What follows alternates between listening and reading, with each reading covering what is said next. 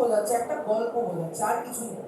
ঠিক আছে, দেখুন এইটা আজকে এই যে সবুজ ক্যান্ডেল, গ্রিন ক্যান্ডেল দেখছেন, একটা প্রপার স্ট্রাকচার দেখছেন, পাহাড় পাহাড় দেখতে পাচ্ছেন, অদ্ভুত রকম একটা স্ট্রাকচার হচ্ছে। আজকে যদি আমি সব মুছে দিই, আজকে আমি প্রত্যেকটা ক্যান্ডেলসে মুছে খালি প্রাইস যদি লিখে যাই যে 102, 103, 102, 103, 104 এরকম ভাবে লিখে যাই, নানা রকম ভাবে লিখে, আপনি কি কিছু বুঝতে পারবেন? এখানে যদি খালি প্রাইস লেখা থাকে ওপর নিচে, আপনি কি বোঝা যাবে? সবাই বলুন তো, বোঝা যাবে কি যে প্রাইসের ডিমান্ড আছে না সাপ্লাই আছে, কিছু বুঝতে পারবেন? Yes or no? এভরিওয়ান একটু আওয়াজ চাই, কিন্তু একটু ইন্টারাকশন চাই, নাহলে সেই জায়গাটা হয় না। সেমিনারে তাহলে আসলাম কেন, তাই না? বলুন, বোঝা যাবে কি? বোঝা যাবে না, একদম বোঝা যাবে না। একটা তাহলে প্রপার আমাকে অ্যানালাইসিস চাই। দ্যাট ক্যান্ডেলসটিক এখান থেকে নিয়ে নিচ্ছি, ভাবুন এই ওপরের একটা গ্রিন ক্যান্ডেল, ওই গ্রিন ক্যান্ডেলটা আমরা নিচ্ছি, এই ওপরের গ্রিন ক্যান্ডেল, হ্যাঁ এইটা একদম। তাহলে দেখুন গ্রিন ক্যান্ডেল কি বোঝায়? মার্কেট কটার সময় ওপেন হয়? 9:15 সময় ওপেন হয়, এবং বন্ধ কটার সময় হয়? হ্যাঁ, মানে ওই 3:30 আমি ধরতে পারি, 3:30 মার্কেট বন্ধ হচ্ছে। তাহলে দেখুন, ভেবে নিন যে একটা দোকান, এটা একটা দোকান ভেবে নিন, ভুলে যান পাঞ্জাব ন্যাশনাল ব্যাংক। তো 9:15 সময় যেখানে যেই প্রাইসে বন্দি হচ্ছে, সেটাই কিন্তু আমার ওপেনিং প্রাইস। সেখানে আমার ক্যান্ডেলের বডি স্টার্ট হয়। দেখুন স্যার এখানে মার্ক করে দিলেন আপনাদেরকে, ক্যান্ডেলের যে বডির পার্টটা, দেখুন এখান থেকে আমার 9:15-তে আমার স্টকটা কি হচ্ছে? ওপেন হচ্ছে। চলুন এখানে আমরা দেখি। তাহলে দেখুন এই যে পয়েন্ট, এই পয়েন্টটাতে আমাদের কি হচ্ছে? এই পয়েন্টটাতে আমাদের স্টকটা খুলছে 9:15 সময়। তারপরে সারা দিনের মধ্যে আমি দেখতে পাচ্ছি কি আস্তে আস্তে আস্তে আস্তে স্টকটা আপসাইডে গেছে, গিয়ে স্টকটা মোটামুটি বন্ধ করেছে কোথায়? এই জায়গাটাতে বন্ধ করেছে। তাহলে আমাকে একটা কথা বলুন তো, 112-তে খুলেছিল এবং 114-তে বন্ধ হয়েছে। তাহলে কি দেখতে পাচ্ছি? তাহলে কি ডিমান্ড আজকে বেশি ছিল না কম ছিল? এভরিওয়ান, ডিমান্ড বেশি ছিল না কম ছিল? স্যার যেটা বলেছিলেন, ডিমান্ড বাড়লে কি হয়? প্রাইস বাড়ে। তাহলে এখানে প্রাইস বেড়েছে না কমেছে?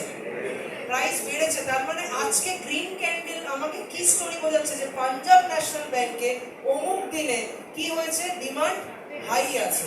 তার মানে এর পরবর্তীকালে এটাতে কি থাকা উচিত? এর পরবর্তীকালে এটাতে মার্কেট আপসাইডে যাওয়া উচিত। Yes or no? যাওয়া উচিত, কিন্তু তাই কি গেল? তা তো গেল না, তাই না? তাহলে ব্যাপারটা কি? আচ্ছা তাও আমি পরে আসছি সেটাতে, কিন্তু গ্রিন ক্যান্ডেলের ব্যাপারটা বুঝতে পারলাম। এটা একটা স্টোরি বোঝাচ্ছে যে সারা দিনের মধ্যে আজকে প্রাইস কি হয়েছে?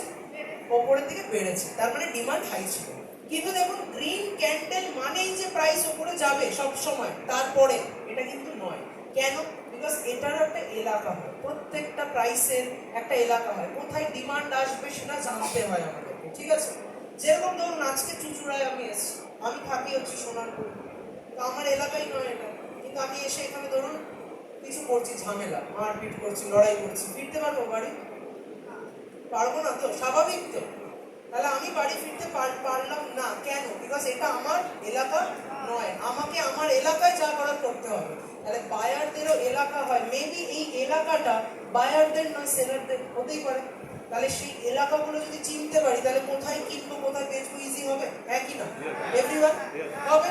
তাহলে সেটা এইটাকেই বলা হয়েছে গ্রিন ক্যান্ডেল। আপনারা বুঝতে পারলেন। চলুন রেড ক্যান্ডেলটা বুঝে নিন, তারপরে এলাকা দেখবো। তারপরের ক্যান্ডেলটাই আছে রেড ক্যান্ডেল, চলুন ওই ক্যান্ডেলটা দেখবো। দেখুন তারপরে ক্যান্ডেলটা আমরা কি দেখতে পাচ্ছি? রেড ক্যান্ডেল দেখতে পাচ্ছি। তাহলে রেড ক্যান্ডেলটা কি ঠিক উল্টো? তাহলে এটা খুলেছে কোথায়? এই ওপরটাতে খুলেছে, এইখানটাতে, এই টপে খুলেছে, এবং বন্ধ কোথায় হয়েছে? এই জায়গাটাতে বন্ধ হয়েছে, রাইট?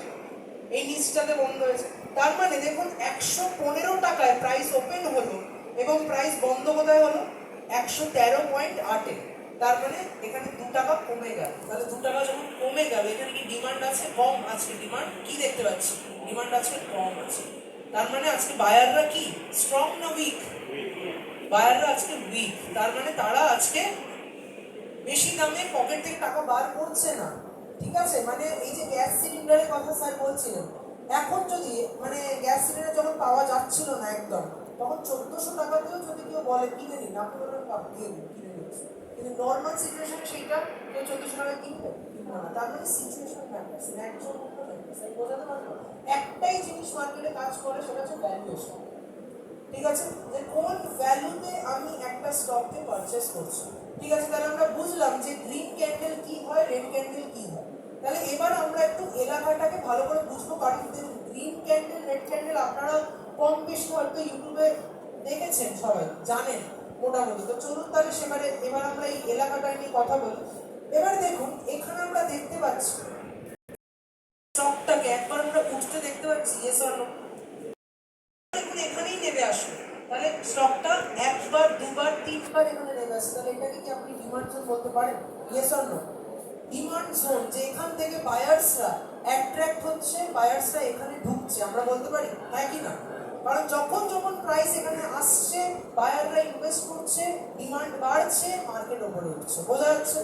মানে যেন জমির প্রাইস ভাবুন বা আমের প্রাইসই ধরুন, একবার 100তে যখন আসছে মানুষ কিনছে, যখন দাম বেড়ে 200তে চলে যাচ্ছে বিক্রি করে দিচ্ছে, আবার যখন 100তে আসছে আবার কিনছে, আবার ওপরে যাচ্ছে আবার বিক্রি করে দিচ্ছে। তো এটাই হচ্ছে ব্যাপার, এইভাবে ডিমান্ড সাপ্লাই কাজ করে। তাহলে আমরা বুঝলাম যে এই জোনটাকে আমরা ডিমান্ড জোন বলছি। বাট এখানে একটা কোয়েশ্চেন আছে, এই প্রথমবার যখন এটা উপরে গেল এটাকে কি ডিমান্ড জোন বলা যেতে পারে? ফার্স্ট টাইম কিন্তু ডিমান্ড জোন বলা যেতে পারে না। কেন বলা যেতে পারে না, কি কারণ? ফার্স্ট টাইম দেখুন, আমরাও যখন ছোটবেলা অঙ্ক করতাম, প্রথমবার ধরুন 100তে 100 পেলাম, তো মা বাবা কি বলতো, এইবার পেয়েছিস ভুল করে পেয়েছিস, পরের বার পেয়ে দেখো